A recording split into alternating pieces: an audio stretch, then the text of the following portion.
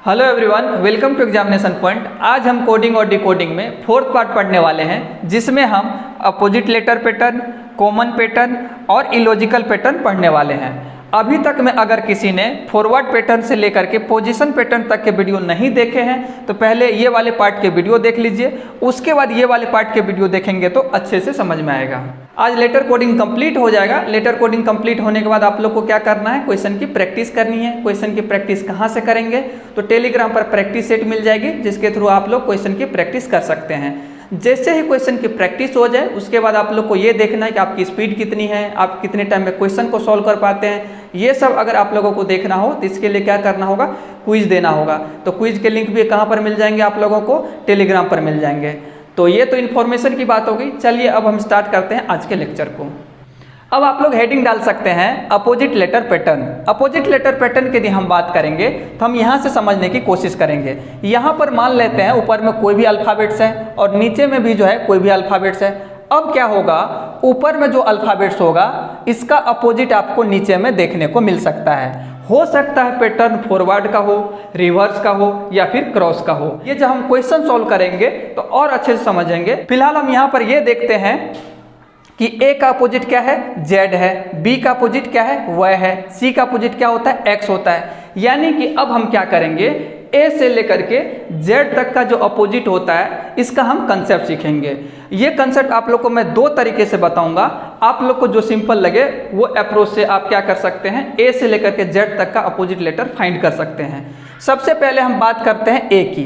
तो ए का opposite Z हुआ, कैसे हुआ, तो ए का रैंक क्या होता है, ए का रैंक सर 1 होता है, जेड का रैंक कितना होता है, 26 होता है। तो अब आप लोग बताओ 1 और 26 को ऐड कर दिया जाए तो क्या होगा। जैसे मैं लिख देता हूँ 1 और यहाँ पे लिख देता हूँ 26, तो 1 + 26 कितना हो जाएगा, 27 होगा। ठीक है, आगे बढ़ते हैं। हम बी की बात करें तो बी का अपोजिट क्या होता है, वाई। तो बी का रैंक कितना होता है, 2। तो हमने यहाँ पे लिख दिया 2। और y का रैंक क्या होता है, 25। तो यहाँ पर लिख दिया 25। अब आप लोग ऐड करके बताओ 2 + 25 कितना हुआ, 27। एक और सॉल्व करके देख लेते हैं। c का अपोजिट क्या होता है, x। तो c का रैंक कितना होता है, 3। तो यहाँ पर हमने लिख दिया 3। यहाँ पर देख सकते हैं x का रैंक कितना, 24। तो यहाँ पर लिख दिया 24। दोनों को ऐड करेंगे तो कितना होगा, 27। तो यहाँ से हमने ये देखा कि दो अपोजिट लेटर का सम कितना हो रहा है, 27। दो अपोजिट लेटर का सम कितना हो रहा है, 27। दो अपोजिट लेटर का सम कितना हो रहा है, 27। इसी तरीके से हम आगे भी बढ़ेंगे, कोई भी दो अपोजिट लेटर ले लेंगे तो उसका सम कितना होगा, 27। यानी कि हम ये बोल सकते हैं कि दो अपोजिट लेटर का सम कितना होता है, 27। जैसे मैं अब आप लोग को बोलूं कि टी का जो है, टी का अपोजिट लेटर कौन सा होगा, यानी कि टी का अपोजिट क्या होगा, तो आप लोग क्या बताएंगे, आप लोग बोलेंगे कि सर टी का रैंक लिख दो। टी का रैंक कितना होता है, 20। अब 20 में कितना ऐड किया जाए कि 27 होगा, तो 20 में हम 7 ऐड कर देंगे तो कितना होगा, 27। यानी कि हम 7 के लिए क्या लिखते हैं, जी। तो कहने का मतलब ये होगा कि टी का अपोजिट क्या होगा, जी। यदि हम डब्लू की बात करें तो डब्लू का रैंक कितना होता है, 23। और 23 में कितना ऐड किया जाए कि 27 होगा, तो 23 में हम 4 को ऐड कर देंगे तो क्या होगा आपका, 27। और 4 के लिए हम क्या लिखते हैं, डी। यानी कि W का अपोजिट क्या होगा, D होगा। हम अब बात करते हैं Y की। Y का अपोजिट क्या होगा, तो Y का रैंक सर क्या होता है, Y का रैंक होता है 25। 25 में कितना ऐड कर दिया जाए कि 27 होगा, तो 25 में हम कितना ऐड करेंगे, 2। तो 2 के लिए हम क्या लिखेंगे, B। तो यहाँ पर हो गया y का अपोजिट b। तो एक तो पहला तरीका ये हो गया। इस तरीके से आप किसी भी अल्फ़ाबेट्स के क्या कर सकते हैं, अपोजिट लेटर फाइंड कर सकते हैं। अब हम जो है ट्रिक के थ्रू देखने वाले हैं। ट्रिक के थ्रू कैसे याद रखेंगे, यहाँ पर आप लोग देख सकते हैं मैंने लिखा है ए का अपोजिट जेड, यानी कि ए से याद रखेंगे अमिताभ बच्चन, जेड से याद रखेंगे जया बच्चन। ये तो सिंपल है, तो डायरेक्ट भी आप लोग याद रख सकते हैं। अब हम बात करते हैं बी की। तो बी का अपोजिट क्या होता है, वाई लेंगे, बाय बाय बाय बोलते हैं, यानी कि बी का अपोजिट वाई। सी का अपोजिट क्या होता है, एक्स। तो सी से हो जाएगा कॉपी, एक्स से होगा जीरोक्स, यानी कि सी का अपोजिट एक्स और एक्स का अपोजिट क्या हो जाएगा, सी। डी का अपोजिट क्या होता है, डब्लू। तो डी से हो गया डोर, डब्लू से क्या हो गया, विंडो, यानी कि डोर विंडो। ई का अपोजिट क्या होगा, वी। तो ई से हम याद रख लेंगे एम्प्टी, वी से याद रख लेंगे वैकेंट, यानी कि एम्प्टी वैकेंट। एम्प्टी का मतलब भी होता है खाली और वैकेंट का मतलब भी क्या होता है, खाली। इसी तरीके से हम आगे बढ़ते हैं।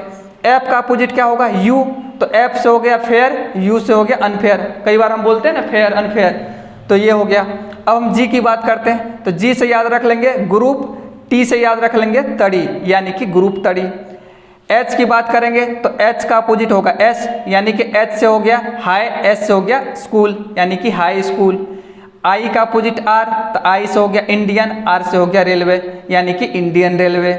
यहाँ पर बात करें जे की, तो जे से क्या याद रखेंगे, जे का अपोजिट होगा क्यू, तो जे से होगा जंगल, क्यू से क्या होगा क्वीन, जंगल क्वीन। के का अपोजिट क्या होगा पी, तो के से होगा कान, पी से होगा पुर, यानी कि कानपुर।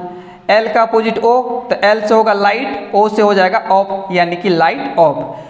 एम का अपोजिट एन, तो एम से हो जाएगा मॉर्निंग, एन से हो जाएगा नाइट, यानी कि मॉर्निंग नाइट। ये ट्रिक के थ्रू हम याद कर सकते हैं, बहुत ही सिंपल ट्रिक है, 2-4 बार आप लोग पढ़ लेंगे तो पूरा आपको ये ट्रिक याद हो जाएगा। हालांकि इसके थ्रू भी आप लोग निकाल सकते हैं, लेकिन इसमें क्या होता है थोड़ा सा कैलकुलेशन होता है, तो इसीलिए हमको थोड़ा सा टाइम ज़्यादा लग जाएगा। लेकिन यदि आप ये ट्रिक याद रख लेंगे तो बहुत जल्दी क्वेश्चन को सॉल्व कर सकते हैं। चलिए अब हम ये देखेंगे कि इसके बेसिस पर क्वेश्चन को कैसे सॉल्व करेंगे। यहाँ पर आप लोग एग्जाम्पल फर्स्ट देख पा रहे होंगे, यहाँ पर क्या है, कैरी का कोडिंग यदि इससे किया गया है तो ब्रिंग का कोडिंग क्या होगा। तो यहाँ पर सबसे पहले हम क्या करेंगे, अपोजिट में जो है फॉरवर्ड पैटर्न चेक करेंगे। तो यहाँ पर देख सकते हैं सी है, यहाँ पर एक्स है, copy xerox, Amitabh Bachchan, Jaya Bachchan, Indian railway और बाय बाय बोलते हैं, यानी कि बी का अपोजिट वाई। तो यही पैटर्न यहाँ पर काम करेगा। तो B का अपोजिट क्या होगा, तो B का अपोजिट सर Y कर दो, और R का अपोजिट क्या होगा, इंडियन रेलवे, यानी कि यहाँ पर क्या हो जाएगा I, और I का अपोजिट क्या होगा, यहाँ पर R कर दो, यहाँ पर R हो गया। और N का अपोजिट N, यानी कि मॉर्निंग और नाइट बताया था आपने। और G का अपोजिट क्या होगा T, यानी कि ग्रुप तड़ी। तो ये इसका आंसर निकल गया। अब हम एग्जाम्पल 2 की बात करेंगे। तो एग्जाम्पल 2 में देखिए फॉरवर्ड पैटर्न में कोई लॉजिक लग रहा है क्या, अपोजिट में। तो यहाँ पर जो अपोजिट में यदि हम फॉरवर्ड पैटर्न चेक करें तो यहाँ पर K है, यहाँ पर T है, तो फॉरवर्ड पैटर्न काम नहीं कर रहा है। यहाँ पर I है, यहाँ पर M है, तो फॉरवर्ड पैटर्न तो काम नहीं कर रहा है। अब हम अपोजिट में क्या करते हैं, रिवर्स पैटर्न चेक करते हैं। तो यहाँ पर देखिए T है और यहाँ पे G है। तो आप लोग को क्या ट्रिक बताया था, ग्रुप तड़ी, morning night, Indian railway, Kanpur, यानी कि रिवर्स पैटर्न यहाँ पर काम कर रहा है अपोजिट में। तो यहाँ पर देख सकते हैं ग्रुप तड़ी हो गया, मॉर्निंग नाइट हो गया, इंडियन रेलवे हो गया, कानपुर हो गया। तो यही रिवर्स पैटर्न यहाँ पर काम कर जाएगा। तो यहाँ पर क्या होगा, यहाँ पर एल है तो यहाँ पर क्या होगा ओ, यानी कि लाइट ऑफ बताया था ट्रिक में, तो यहाँ पर हो जाएगा ओ। यहाँ पर क्या होगा, यहाँ पर आई है तो यहाँ पर क्या होगा आर, यानी कि इंडियन रेलवे। यहाँ पर ए तो यहाँ पर क्या होगा जेड, और यहाँ पर आर है तो यहाँ पर क्या हो जाएगा आई, तो यहाँ पर हो गया आई। तो इसका भी आंसर आ गया। एग्जाम्पल 3 की बात करेंगे तो यहाँ पर आप लोग देख सकते हैं यहाँ पर H है, यहाँ पर T है। तो अपोजिट में जो है फॉरवर्ड पैटर्न काम कर रहा है क्या, क्योंकि यहाँ पर H है, यहाँ पर T है। H का अपोजिट क्या होता है S, हाई स्कूल मैंने बताया था, तो यहाँ पर S नहीं है, यानी कि फॉरवर्ड पैटर्न फिलहाल काम तो नहीं कर रहा है। हम आगे बढ़ते हैं, आगे बढ़े तो यहाँ पर N है, यहाँ पर T है, रिवर्स पैटर्न भी काम नहीं कर रहा है। लेकिन आप लोग एक बात समझ पा रहे होंगे, यहाँ पर H है तो H का अपोजिट S होता है, लेकिन अपोजिट में यदि हम 1 को ऐड कर दें, अपोजिट में यदि हम 1 को ऐड कर दें तो हमको T मिल जाएगा। कैसे, H का अपोजिट S होता है और S में यदि 1 ऐड कर दिया जाए तो क्या मिल जाएगा T। तो यहाँ पर जो है अपोजिट में फॉरवर्ड पैटर्न काम तो कर रहा है लेकिन डायरेक्ट काम नहीं कर रहा है। कि कई बार क्या होता है, ऊपर में जो अल्फ़ाबेट्स होता है वो डायरेक्ट जो उसका अपोजिट नीचे में देखने को नहीं मिलेगा। हो सकता है +1 करना पड़ जाए, +2 करना पड़ जाए, या फिर कॉम्बिनेशन भी हो सकता है, मे भी देखने को मिले। तो यही बात यहाँ पर मैं आप लोग को समझाने की कोशिश कर रहा हूँ कि यहाँ पर जो है अपोजिट तो है लेकिन डायरेक्ट नहीं है। H का अपोजिट क्या होता है S, और S में 1 ऐड करेंगे तो T होगा। तो यहाँ पर आप लोग देख सकते हैं। यहाँ पर हम बात करें E का अपोजिट क्या होता है V, तो E का अपोजिट V तो होता है लेकिन अपोजिट में क्या करना होगा, 1 को ऐड करना होगा। 1 को ऐड करेंगे तो क्या मिलेगा W। N का अपोजिट क्या होता है M, और M में यदि हम क्या करेंगे 1 को ऐड करेंगे तो क्या मिलेगा हमको N। तो ये चीज़ आप लोग ध्यान रखेंगे, यही लॉजिक यहाँ पर हम यूज करेंगे। तो यहाँ पर देखिए C है, C का अपोजिट क्या होता है, C का अपोजिट होता है X, और X में हम 1 को ऐड करेंगे तो क्या होगा, X के बाद क्या आता है Y। O का अपोजिट क्या होता है L, और L में हम 1 ऐड कर देंगे तो क्या होगा M। यहाँ पर फिर से आ गया सी, तो सी का अपोजिट एक्स, और एक्स में 1 को ऐड करेंगे तो वाई, और के का अपोजिट क्या होता है पी, यानी कि कानपुर बताया था, तो पी में 1 को ऐड हम कर देंगे तो क्या होगा क्यू, तो इसका भी आंसर आ गया। कॉमन पैटर्न की यदि हम बात करेंगे तो नाम से समझ में आ रहा है कॉमन अल्फ़ाबेट्स की बात हो रही है। अब हम इसे डायरेक्ट एग्जांपल से समझने की कोशिश करते हैं। यहाँ पर देख सकते हैं पेन का कोडिंग इससे किया गया है, बार का कोडिंग इससे किया गया है, और पूछा क्या जा रहा है प्रैंक का कोडिंग। तो अब यहाँ पर देखिए, यहाँ पर जो है प्रैंक जो है आपको इनमें कहीं ना कहीं कॉमन देखने को मिल जाएगा। जैसे पी है तो यहाँ पर देख सकते हैं पी है, आर तो यहाँ पर है आर, ए तो ए देखिए कहीं पर है यहाँ पर ए, एन तो यहाँ पर एन, के तो यहाँ पर आ गया के। तो अब देखिए P के लिए कोडिंग किससे किया गया है N से, तो यहाँ पर क्या हो जाएगा, यहाँ पर हो जाएगा N। अब उसके बाद R की बात करेंगे तो R के लिए कोडिंग क्या है S, तो यहाँ पर हो गया S। अब A की बात करें तो A के लिए क्या आएगा T, A के लिए T है तो यहाँ पर होगा T। अब N की बात करते हैं तो N के लिए देखिए क्या है O, तो N के लिए होगा O। K के लिए क्या होगा L, तो यहाँ पर होगा L। तो इस तरह से हम क्या कर सकते हैं आंसर निकाल सकते हैं। अब एग्जाम्पल 2 की बात करते हैं। ऑरेंज का कोडिंग इससे किया गया है, ग्रेप्स का कोडिंग इससे किया गया है, तो एप्पल का कोडिंग क्या होगा।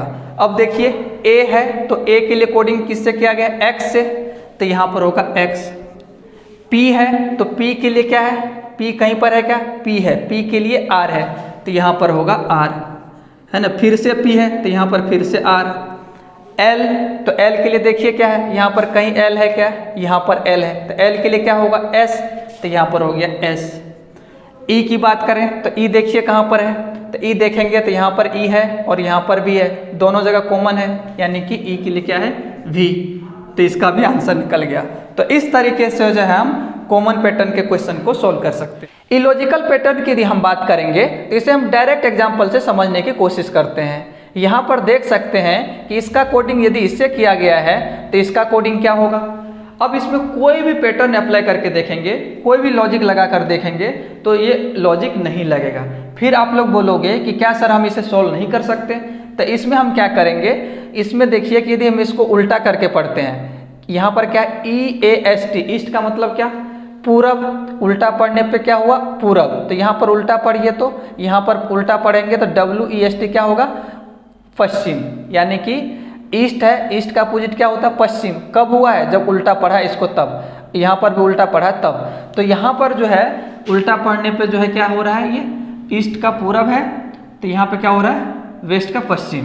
तो यहाँ पर फिर देखते हैं उल्टा पढ़ने पे क्या बन रहा है, तो उल्टा पढ़ेंगे इसको तो NORTH यानी कि नॉर्थ, और नॉर्थ का मतलब क्या होता है उत्तर। उल्टा पढ़ने पे यहाँ पे क्या हो रहा है नॉर्थ, तो कौन सा ऐसा ऑप्शन है जिसमें हम उल्टा पढ़ें तो साउथ हो जाए, क्योंकि यहाँ पे नॉर्थ है तो नॉर्थ का अपोजिट क्या होगा साउथ। तो आप देख सकते हैं ऑप्शन ए को यदि हम रीड करेंगे तो यहाँ पर क्या है SOUTH साउथ, साउथ का मतलब क्या होता है दक्षिण। यहाँ पर उत्तर था तो उत्तर का अपोजिट क्या होगा दक्षिण, यहाँ पर क्या था पूरब, तो पूरब का अपोजिट क्या होता है पश्चिम। तो इस तरीके से हम क्या कर सकते हैं ऑप्शन ए को टिक कर सकते हैं। एग्जाम्पल 2 की यदि हम बात करेंगे तो यहाँ पर देखिए Sunday, Monday, Tuesday, Wednesday, Thursday, Friday, Saturday, और यहाँ पर क्या आ जाएगा संडे, संडे यानी कि एस। तो कौन सा ऑप्शन ऐसा है जिसमें एस है, तो ऑप्शन सी में एस है, तो इसका करेक्ट आंसर क्या हो गया ऑप्शन सी। अब हम थर्ड एग्जाम्पल की यदि हम बात करेंगे तो यहाँ पर देख सकते हैं 1 2 3 4 5 6 7 8 9, यहाँ पर क्या आ जाएगा 10 यानी कि टी आएगा। तो कौन सा ऑप्शन है जिसमें टी है, तो ऑप्शन डी में टी है, तो इसका करेक्ट आंसर क्या होगा ऑप्शन डी।